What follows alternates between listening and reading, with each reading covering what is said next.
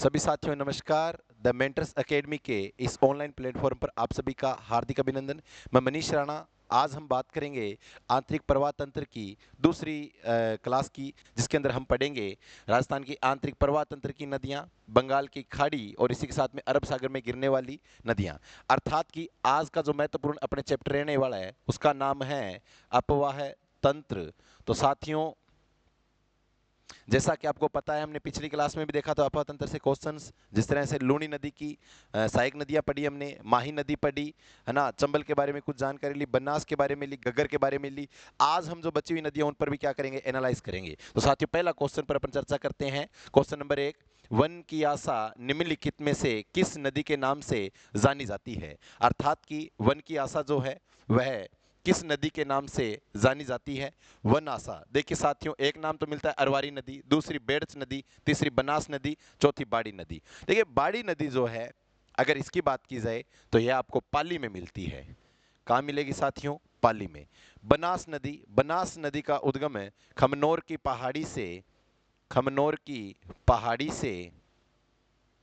ये खमनोर की पहाड़ी कहाँ पर है साथियों? आपके खमनोर की पहाड़ी है राजसमंद में। यहां से इस नदी का क्या होता है साथियों? उद्गम होता है। बनास नदी को ही क्या कहते हैं? वन की आशा। वन की आशा। एक नाम मिलता है किसका? बाण गंगा का। बाण गंगा को क्या कहते हैं साथियों? अर्जुन की गंगा कहते हैं। अर्जुन ने इस नदी की जगह तीर चलाए, इसलिए कौन सी नदी बन गई? अर्जुन की गंगा। वन की आशा, जिसे क्या बोलते हैं? वनासा। ठीक है ना? तो ये किसका नाम रहेगा? आपके बनास का। देखिए साथियों, बेड़च नदी जो है, बेड़च नदी की अगर बात की जाए, या पहले अरवारी नदी की बात करें।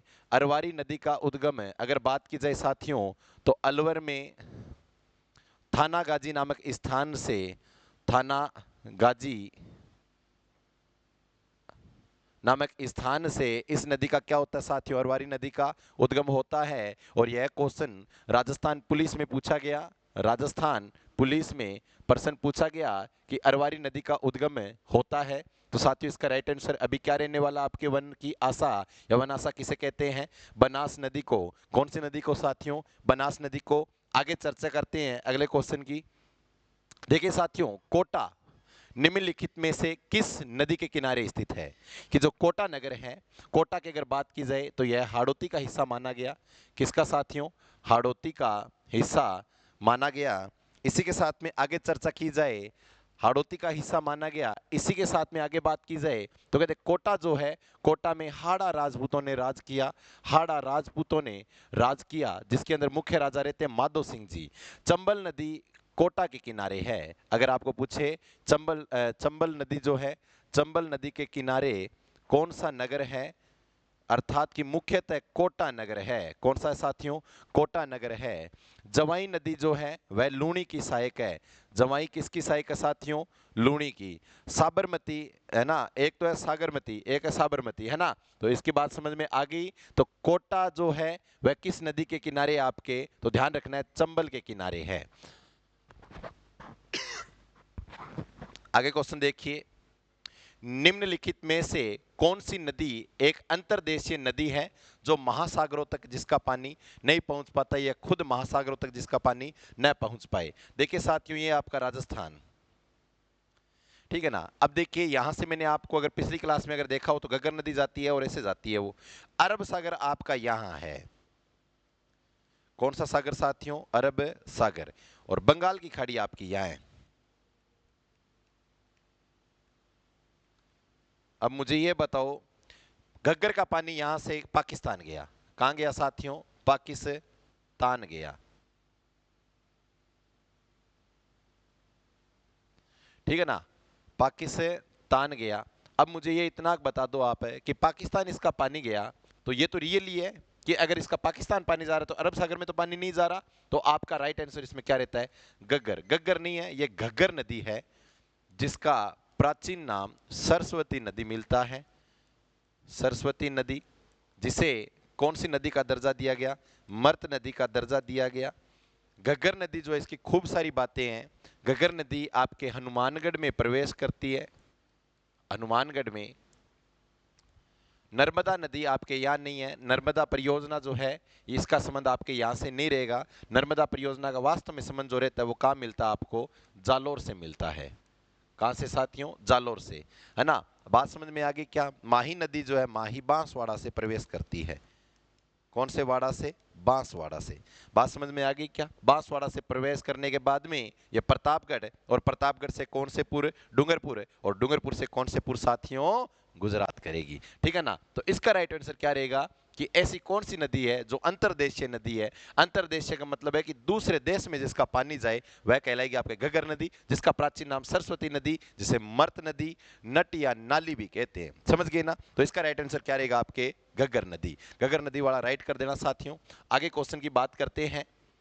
खारी और मिठाई, खारी और मिठाई नदी का संगम किस नदी को जन्म देता है। कि खारी व मिठाई नदी जो है यह किस नदी को जन्म देती है। तो ये हो गई आपकी खारी और ये हो गई मिठाई। यह जाकर बाड़ी नदी में मिलती है। कौन सी नदी में साथियों, बाड़ी, जो कि कहाँ से मिलित होती है आपके, पाली में, है ना। लूणी नदी, लूणी का उद्गम होता है आपके अजमेर से, है ना। अब आप कह सकते हैं कि बाड़ी नदी का उद्गम कहाँ से होता है आपके पाली से। बेड़च नदी, बेड़च के किनारे, आप मुझे इतना बता दो बेड़च नदी किसके किनारे, जबकि चंबल नदी का उद्गम है कहाँ से होता है, विंध्याचल से होता है।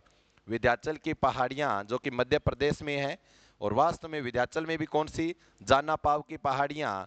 ठीक है ना। देखिए चंबल जो है, चंबल के खूब सारे उपनाम हैं। ठीक है ना, है ना। तो बात समझ में आ गई या नहीं आ गई कि इसका राइट आंसर क्या रहेगा, बाड़ी नदी। कौन सी नदी है साथियों, बाड़ी नदी। इसी के साथ में ध्यान रखना, लूणी नदी का अजमेर में नाग की पहाड़ी से उद्गम होता है। नाग की पहाड़ी से उद्गम होता है, और इसका पानी बाड़मेर से कहाँ चला जाएगा आपके, गुजरात में चला जाएगा। ध्यान रखना साथियों, इसका राइट आंसर क्या हो जाएगा अभी आपका, बाड़ी हो जाएगा, क्योंकि बाड़ी में खारी व मिठाई नदी का संगम होता है। बाड़ी नदी में खाड़ी व मिठाई नदी का पानी आता है, और इसलिए कौन सी नदी कहलाएगी आपके, बाड़ी नदी। बात समझ में आ गई तो लाइक कीजिए साथियों। आगे चर्चा करते हैं इसी के साथ में, क्योंकि यह राजस्थान के भूगोल का सबसे महत्वपूर्ण टॉपिक है, और एग्जाम में एक या दो क्वेश्चन आने की क्या रहेगी, संभावना नहीं रहेगी, पक्का ही आएगा। ठीक है ना। क्योंकि साथियों आगे चर्चा करते हैं अगले क्वेश्चन पर कि लूणी नदी, देखिए साथियों कौन सी नदी है, लूणी नदी। बड़ी जबरदस्त नदी है ये लूणी नदी। लूणी नहीं है, वैसे इसे लूणी कहते हैं, क्योंकि मारवाड़ी शब्द है लूणी, है ना। ठीक है ना, लूणी। आप इसे ये भी बोल सकते हैं, देखो मारवाड़ी के अंदर कहते हैं लूण। क्या साथियों, क्या नाम लेते हैं, लूण। और लूण क्या होता है साथियों, नमक होता है। लूण क्यों कहते हैं फिर नमक को, तो ध्यान रखता, इसमें लवणीय ज्यादा पाया जाता है, इसीलिए इस नदी का नाम भी लवणीय नदी भी कहलाता है। एक अच्छी बात और बताता हूं, लूणी जो है, लूणी नमक, नमक का स्वाद कैसा होता है साथियों, खारा होता है, तो आप इसे खारी नदी भी कह सकते हैं। जबकि सबसे महत्वपूर्ण एग्जाम में क्वेश्चन आया हुआ है कि लूणी की सहायक नदी भी कौन सी है, खारी नदी है। देखिए साथियों ऑप्शंस देखिए कितने जबरदस्त हैं, लगभग आपको थोड़ी सी बात बताई है, परंतु फिर भी आपको अभी समझने में आसानी होगी। देखिए ऑप्शन नंबर 1 है कि लूणी नदी का उद्गम, लूणी नदी का उद्गम है कहां से होता है, नाग हिल्स। हिल्स का मतलब होता है पहाड़ी। देखिए साथियों मैंने अभी पिछला क्वेश्चन करवाया और आपको मैंने बताया कौन सी पहाड़ी से, नाग की पहाड़ी से। कौन सी नदी का, लूणी नदी का। तो आपका पहला तो ऑप्शन क्या हो गया, सही हो गया सर। दूसरा देखिए साथियों ध्यान से, लूणी नदी या लूणी बेसिन, बेसिन का मतलब होता है नदी का प्रवाह क्षेत्र। नदी जो होती है इसका पानी का बहाव क्षेत्र क्या कहलाता है साथियों, बेसिन कहलाता है। पश्चिमी शुष्क रेगिस्तान का एक हिस्सा है, यह भी आपको पूरा एनालाइज करवाता हूं कि लूणी बेसिन जो है यह पश्चिमी शुष्क रेगिस्तान का क्या है, एक हिस्सा है। साथियों ध्यान देना, एक बार अपन बात करते हैं किसकी, पश्चिमी शुष्क की। अब आपके दिमाग में क्वेश्चन आएगा कि सर ये पश्चिमी शुष्क होता क्या है, तो ध्यान देना साथियों, पश्चिमी शुष्क क्या होता है उसकी चर्चा करते हैं। तो जो राजस्थान जो है इसकी अगर पहले बात की जाए तो एक व्यक्ति था बड़ा तकड़ा, तकड़े का मतलब बहुत ही जबरदस्त आदमी था, उस व्यक्ति का नाम मिलता है एच.एम. सक्सेना। कौन से सक्सेना है साथियों, हरिमोहन सक्सेना। हरिमोहन सक्सेना ने राजस्थान के भौतिक स्वरूप का विभाजन 1994 में 4 भागों में किया। कौन कौन से 4 भाग थे, नंबर 1 ये क्षेत्र कौन सा, मरुस्थलीय क्षेत्र। नंबर 2 ये कौन सा क्षेत्र, अरावली क्षेत्र, नंबर 3 ये कौन सा क्षेत्र, मैदानी क्षेत्र, और नंबर 4 ये कौन सा क्षेत्र, पठारी क्षेत्र। अब पठारी की आपको दिशा भी याद हो जाएगी क्योंकि ये आपका हिस्सा कौन सा है, दक्षिण है, और ये कौन सा है साथियों, पूर्व है। तो आप क्या कहेंगे कि राजस्थान में पठार का विस्तार है दक्षिण पूर्व तक। अगर आपको पूछे मैदानी हिस्सा कहां से कहां तक है, दक्षिणी पूर्व तक, परंतु सर्वाधिक विस्तार कहां पर है, पूर्वी में। तो आप क्या कहेंगे, राजस्थान में पूर्वी मैदान का विस्तार कहां पर आपके, राजस्थान में है। इसी के साथ में अरावली जो है, अरावली राजस्थान को 2 भागों में बांटती है, और अरावली की अगर बात की जाए वर्षा रेखा की, वर्षा रेखा की, तो वर्षा रेखा का ध्यान देना आपको, इसका रहता है 50 से 75 का, और कुछ किताबों में 50 से 80 भी दे रखा है। परंतु अगर वर्षा रेखा की तुलना की जाए तो ध्यान रखना 0 से 25, 25 से 50, 50 से 75, 75 से 90 और 90 से 120 का रहेगा अपना दौर। देखिए साथियों, ये थी वर्षा रेखा। अब अपन बात करते हैं, ये जो विभाजन हुआ था ये वर्षा रेखा के अनुसार हुआ था। कैसे हुआ था, मरुस्थल की बात किया है 0 से 50 तक, अरावली का 50 से 75 तक, मैदानी का 75 से 90 तक, और इसके बाद में पठारी का 90 से 120 तक। सर ये तो याद हो गया। अरे बिल्कुल याद क्यों नहीं होगा रे, याद सब कुछ होगा परंतु पढ़ना जरूरी है। आप क्या सोचते हो कि सर हम सिर्फ ईयरफोन लगा लें, हेडफोन लगाकर लाइब्रेरी में बैठकर पढ़ लें, तो ऐसा कदाचित नहीं हो सकता। आप अगर बस में बैठकर भी सुनोगे तो लगभग आपको याद हो जाएगा, परंतु नोटबुक अगर हाथ में होगी ना तो कभी भूलोगे नहीं, क्योंकि आपको पता है द मेंटर्स की टीम सबसे बेहतरीन इसीलिए कहलाती है क्योंकि वो आपके भेजे में सारी बातें डाल देती है। अब देखिए साथियों, जैसा कि आपको पता है, मैंने आपको कहा हरिमोहन सक्सेना जो है इसने मरुस्थल का भी विभाजन किया था। तो अपन बात करेंगे कि मरुस्थल जो है इसका विभाजन कितने भागों में करते हैं, वो अपन चर्चा करते हैं। मरुस्थल जो था इसको अपन 2 भागों में बांटते हैं। कितने भागों में साथियों, 2 भागों में। कितने भागों में, 2 भागों में। वो गुरुजी कौन कौन से 2 भाग हैं उसकी बात करते हैं। 2 भाग कौन कौन से हैं, 2 भाग की बात करते हैं। नंबर 1 तो बात मिलता है शुष्क प्रदेश। कौन सा प्रदेश है साथियों, शुष्क प्रदेश। दूसरे का नाम मिलता है अर्ध शुष्क। अर्ध शुष्क का मतलब समझते हो क्या, आधा सूखा आधा गीला, वो कैसा प्रदेश कहलाएगा, अर्ध शुष्क। शुष्क का मतलब होता है सूखा प्रदेश, ऐसा प्रदेश जहां पर धोरे पाए जाए। अरे गुरुजी धोरे तो हम जानते हैं। अरे टिब्बे पाए जाएं, अरे गुरुजी ये भी जानते हैं। अरे जहां पर मरुस्थल पाए जाए, अच्छा ये भी होते हैं क्या। अरे जहां पर बालू मिट्टी पाई जाए, गुरुजी ये बालू मिट्टी कौन सी होती है, अरे बेटा रेतीली मिट्टी होती है। कैसी मिट्टी होती है, हाँ गुरुजी धूड़ में तो घना ही खेलना। अच्छा ये बालू मिट्टी होती है क्या, बिल्कुल ये बालू मिट्टी ही होती है। अच्छा सर इसकी विशेषता तो बता दो। बालू मिट्टी की सबसे बड़ी विशेषता है कि इसके कण बड़े होते हैं, इसीलिए इसकी जल ग्रहण क्षमता भी क्या होती है, उतनी ही कम होती है। आप कहोगे ना जी गुरुजी आप तो झूठ बोल दी थे, हमने तो देखा है इसके तो जल ग्रहण बहुत ज्यादा है, हम पानी डालते हैं पता नहीं पानी कहां चला जाता है। अरे साथियों इसकी अगर बात की जाए तो उसकी भी थोड़ी सी अपन बात कर लेते हैं कि जो आपका धरातल है इसे बोलते हैं भूपरपट्टी, भूपरपट्टी, या जिसे अपन बोलते हैं धरातल। आप सीधा कह सकते हैं धरातल। धरातल पर जैसी बरसात हुई बलुई वाले क्षेत्र में, अब क्या होगा साथियों, नीचे जो रहता है वो चूना पत्थर रहता है। अब चूना पत्थर की सबसे बड़ी बात क्या है साथियों, चूने पत्थर पर पानी जाएगा, चूने पत्थर ने जैसे ही पानी को देखा उसने पानी को सोख लिया। परंतु आपने देखा होगा घर के अंदर आपने जो कड़ी कूंची करते हैं उसके अंदर कभी पानी डालकर छोड़ देना, कुछ समय बाद में पानी ऊपर और चूना नीचे, होगा कि नहीं होगा, बिल्कुल सर होगा, ये तो बात सही है। तो चूना पत्थर क्या करेगा साथियों, पानी को छोड़ देगा। अब क्या होगा सर, पानी को छोड़ देगा तो नीचे बेटा जिप्सम भी बैठा है। कौन बैठा है साथियों, जिप्सम भी बैठा है। प्रिय विद्यार्थियों जिप्सम बैठा है, जिप्सम ने कहा मैं तो भाई साहब प्यासा बैठा हूं, मुझे भी तो पानी दे दो। और जैसे जिप्सम के पास पानी जाता है, किसके पास पानी जाता है, जिप्सम के पास। अब जिप्सम आपकी तरह, आपकी तरह जिप्सम भूखा भी बहुत जल्दी और पेट भी जल्दी भर जाता है। जिप्सम है गिटोकड़ा नहीं है साथियों, जिप्सम तो क्या है, सौंकी आदमी है, थोड़ा सा खाया और पेट भर गया। जिप्सम ने क्या किया, जिप्सम के पास जैसे ही पानी गया, जिप्सम ने कहा नहीं जी अब इससे ज्यादा मैं पानी नहीं लूंगा। तो क्या होगा साथियों, वापस पानी ऊपर आया, ऊपर आते आते यहां पर क्या आ गई, आपके बाढ़ आ गई। इसका मुख्य कारण क्या है, क्योंकि यह रेतीली मिट्टी, बालू मिट्टी, मरुस्थलीय मिट्टी, टिब्बे या धोरे जो है इनके कण क्या होते हैं, बड़े होते हैं। और सर्वाधिक विस्तार वाला क्षेत्र शुष्क कहलाता है, और जहां पर कम हो वह अर्ध शुष्क कहलाता है। अब आपके दिमाग में प्रश्न आएगा कि सर इस क्षेत्र में क्या नहीं है, मरुस्थल कम क्यों है। तो इसका मुख्य कारण है कि इसके अंदर नहरें आ गई, और नहरें भी कितनी आ गई, दो मुख्य आ गई, एक तो कौन सी नहर? गंग नहर। दूसरी कौन सी? IGNP, इंदिरा गांधी नहर परियोजना। इन दोनों के आते ही मरुस्थल में बहुत बड़ा बदलाव हुआ है। मरुस्थल क्षेत्र में क्या होने लगी रे?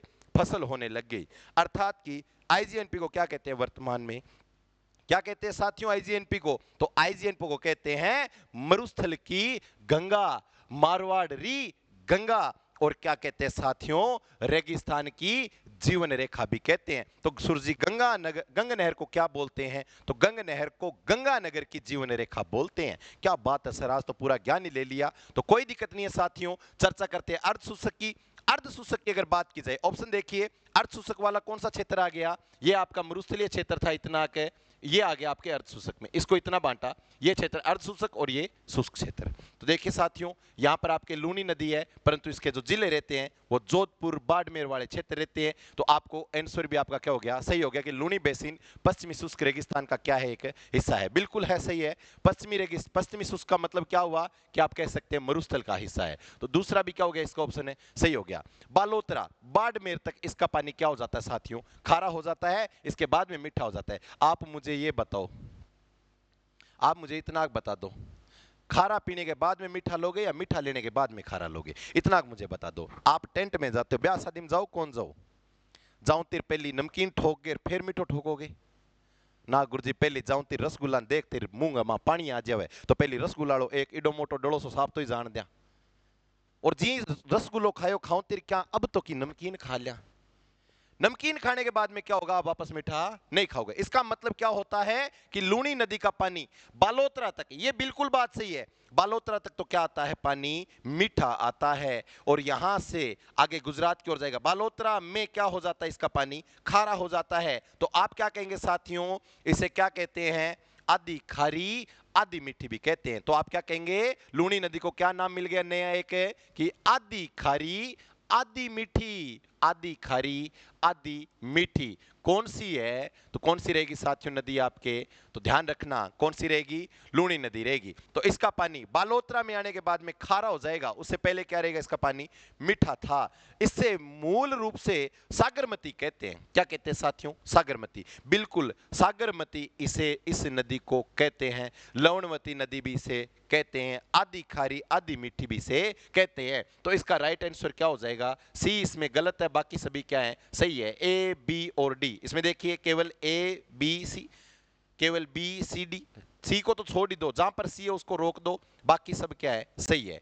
ए बी और डी, ये तीन ऑप्शन है क्या? ए बी और डी मिल गया सर। इसका राइट आंसर क्या होगा? स होगा। तो ठोक दो साथियों स।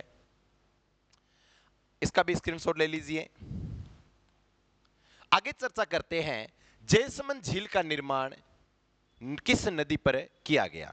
गग्गर नदी पर। साथियों गग्गर नदी आपके हनुमानगढ़, गंगानगर और अनूपगढ़ तक इसका क्या साथियों विस्तार है।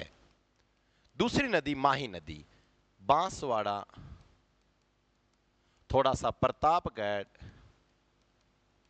डूंगरपुर और गुजरात, ये भी नहीं है। गोमती नदी, गोमती नदी जो है यह आपके कहां रहेगी?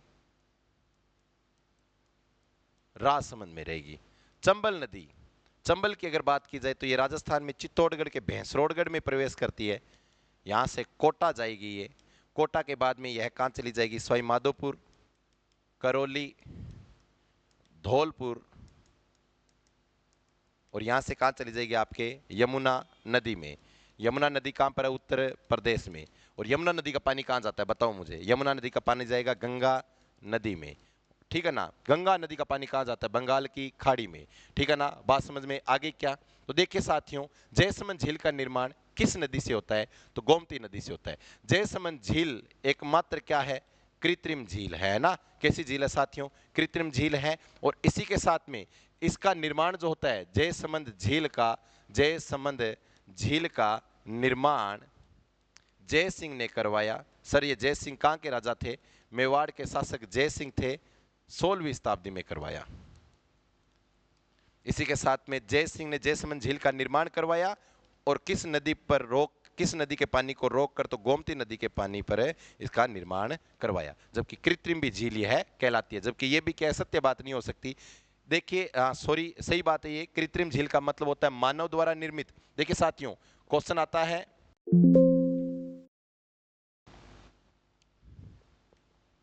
कि कृत्रिम झील, सर जी ये कृत्रिम झील कैसी होती है? मानव द्वारा निर्मित झील क्या कहलाती है आपके? कृत्रिम झील। एक होती है साथियों प्राकृतिक झील, प्रकृति द्वारा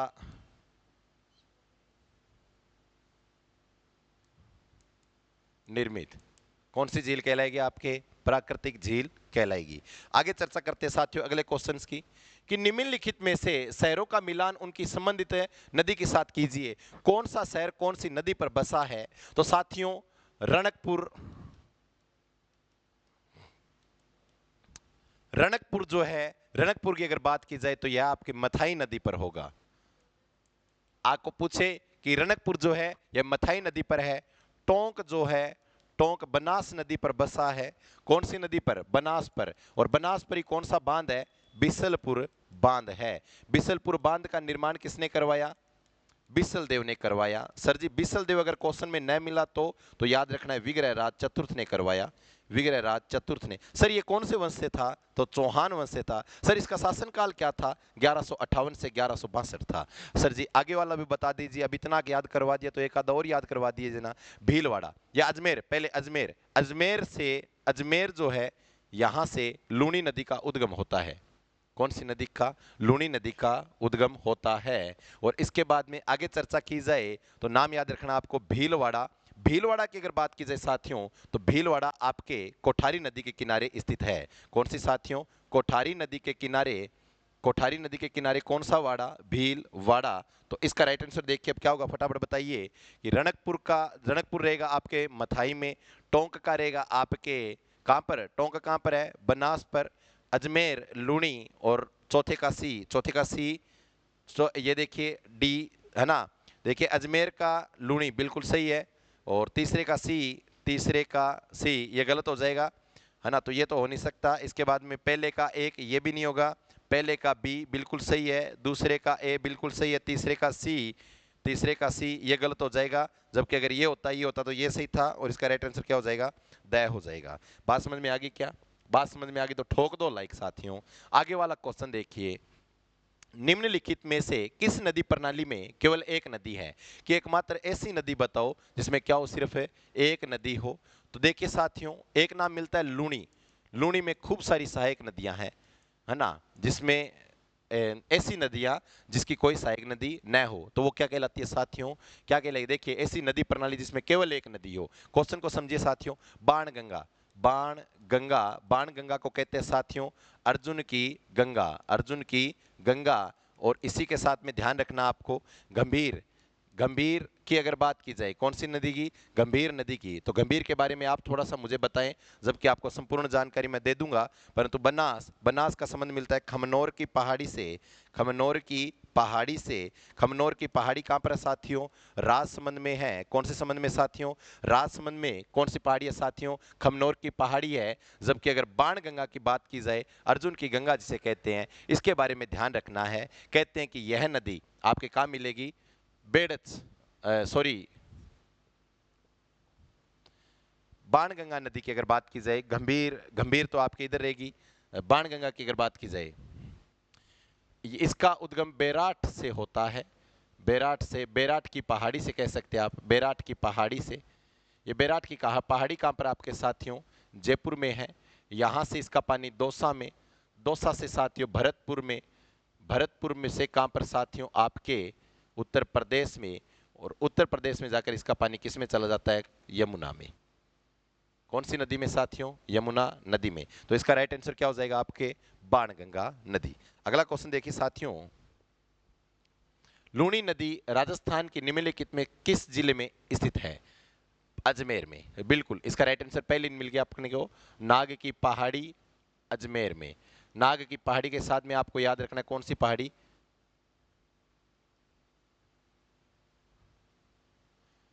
गढ़बीठड़ी पहाड़ी। नागौर से इसका पानी देखिए अजमेर से पाली को भी जाता है, जोधपुर को भी जाता है, नागौर को भी। तो मतलब क्या है, नागौर को कहते हैं नागौरी उच्च भूमि, नागौरी उच्च भूमि प्रदेश के रूप में भी बांट रहा हूं। जोधपुर आपके शुष्क प्रदेश का हिस्सा है, पाली आपके अर्ध शुष्क प्रदेश का हिस्सा है, लूनी बेसिन का, और अजमेर जो है वो आपके कौन से में आएगा, तो ध्यान रखना नागौरी उच्च भूमि में आएगा। और इसका राइट आंसर क्या हो जाएगा, आपके अजमेर हो जाएगा। आगे वाले क्वेश्चन की बात करते हैं। काली सिंध नदी राजस्थान में कहां प्रवेश करती है? काली सिंध नदी राजस्थान में कहां से प्रवेश करती है? इसका फटाफट एक बार दीजिए, आपको इसकी डाटा अगले क्वेश्चन से जानकारी मिल जाएगी आपको। जबकि इससे पहले अपने आगे वाले क्वेश्चन की बात करते हैं कि निम्नलिखित में से सही ढंग से मेल खाता है। या फटाफट मुझे बताएं कि कौन सा सही ढंग से मेल खाता है। चंबल नदी का आपको मैंने पहले क्वेश्चन में बताया था कि जानापाव की पहाड़ी जो है यह आपके कहां पर है, मध्य प्रदेश में। कौन से प्रदेश में? मध्य प्रदेश में। जानापाव की पहाड़ी मध्य प्रदेश में, जिसे क्या बोलते हैं? विंध्याचल की पहाड़ी। बनास जो है वह खमनोर की पहाड़ी कुंभलगढ़ राजसमंद से निकलती है, बिल्कुल कुंभलगढ़ राजसमंद में है बेटा। लूणी नाग की पहाड़ी अजमेर राजस्थान से। माही विंध्याचल पर्वतमाला जो कि आपके कहां पर है, मध्य प्रदेश में। राजस्थान में नहीं है, अगर मध्य प्रदेश होता तो ये भी सही होता और मध्य प्रदेश ये भी सही होता। और अगर ये दोनों ही लिखे होते मध्य प्रदेश, तो इसका राइट आंसर क्या होता, उपयुक्त है सभी। परंतु इसमें क्या दे रखा है इसने, कौन कौन सा सही देंगे, तो कौन कौन सा साथियों, चंबल ये गलत है पहला, और चौथा गलत है। पहला और चौथा कौन सा गलत है, तो 2 और 3 बच्चे हैं, 2 और 3 क्या रहेंगे, इसके सही रहेंगे। ठीक है ना साथियों, चर्चा करते हैं आगे। तो अपन वापस आते हैं उसी क्वेश्चन पर। क्वेश्चन को पढ़ें एक बार फिर से कि काली सिंध नदी राजस्थान में, काली सिंध नदी राजस्थान में कहां से प्रवेश करती है?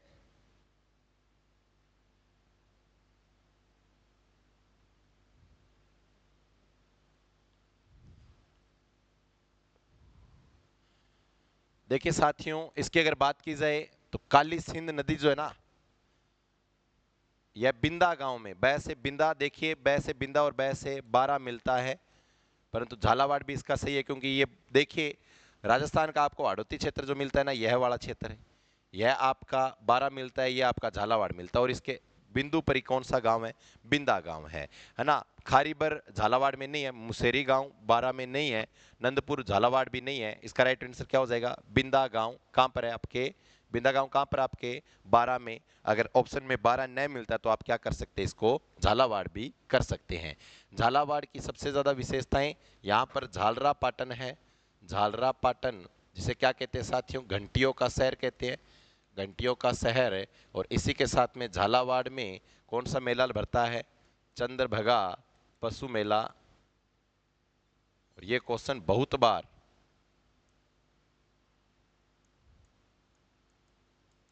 पूछा गया है। आगे वाले क्वेश्चन की बात करते हैं, ये भी हो गया। आगे वाली चर्चा करते हैं। राजस्थान में निम्न में से किस नदी पर बीसलपुर बांध अवस्थित है? मैंने आपको पहले वाली लाइन में बता दिया था कौन सी है, बनास नदी। बाणगंगा है ना, बाणगंगा अर्जुन की गंगा, ये नहीं रहेगा। काली सिंध यहाँ नहीं रहेगी। जमाई आपके लूणी की सहायक है। और इसमें से आपको क्या याद रखना है, बनास। बिसलपुर बांध, और बिसलपुर बांध कहाँ पर, आपके टोंक में। और बिसलपुर क्या बसा था, एक गांव भी बसा है बिसलपुर। और बिसलपुर बांध या बिसलपुर गांव का निर्माण किसने करवाया था, पिछली अभी क्लास में क्वेश्चन में बताया था,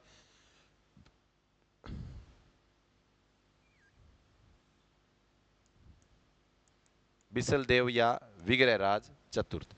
विग्रहराज चतुर्थ की सबसे बढ़िया बात है कि विग्रहराज चतुर्थ ने एक नाटक लिखा, हरिकेली नाटक है ना, सबसे ज्यादा महत्वपूर्ण। आगे वाली लाइन में देखते हैं, निम्न में से ज्वाई नदी किसकी सहायक नदी है? तो लूणी की ये क्या है, सहायक नदी है। माही नदी जो है, माही की अगर बात की जाए तो सहायक नदियां सोम, माही खुद है, और जाखम, यह तीनों नदियां आपस में कहाँ मिलती है? नवाटापुरा में। और नवाटापुरा कहाँ पर? आपके डूंगरपुर में। संत माव जी का जन्म हुआ था सांबला गांव में, निष्कलंकी संप्रदाय के। बनासनी होगी सुकड़ी। सुकड़ी भी क्या है इसकी? लूणी की सहायक नदी। तो लूणी की सहायक नदियां लिख लेते हैं अपन, लूणी की सहायक नदियां।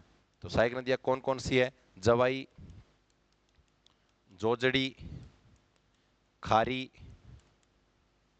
सुकड़ी, सगाई, और कौन सी रहेगी?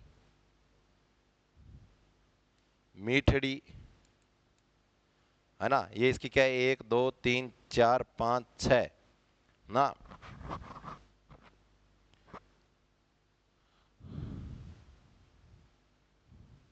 सगाई लिख दिया क्या? सगाई, है ना। तो ये इसकी क्या है? सूकड़ी, है ना।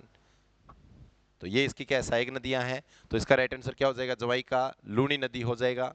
आगे चर्चा करते हैं क्वेश्चन की। लूणी बेसिन को किस नाम से जाना जाता है? लूणी बेसिन को किस नाम से जाना जाता है? तो आपके रहेगा गोंडवाना क्षेत्र के नाम से, क्योंकि गोंडवाना क्षेत्र जो है, गोंडवाना क्षेत्र ये आपके कहाँ रहता है? आपके रहता है साथियों सिरोही,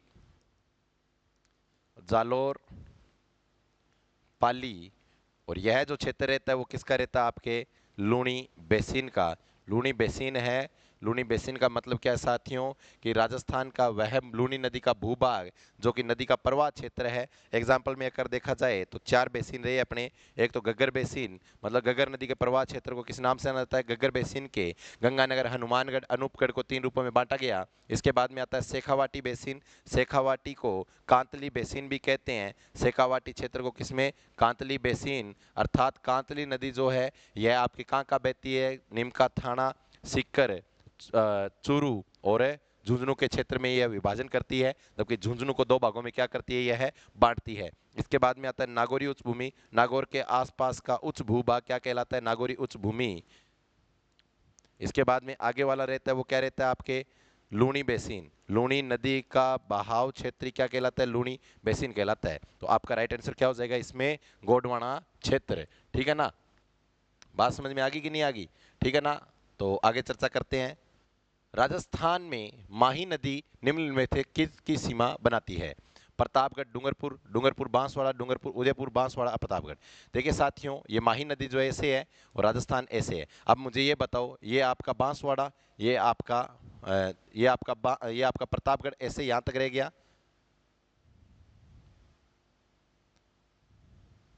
ये आकर मिल गई और ये आपका उदयपुर। साथियों ये आपका डूंगरपुर है, ऊपर वाला उदयपुर, ये आपका प्रतापगढ़,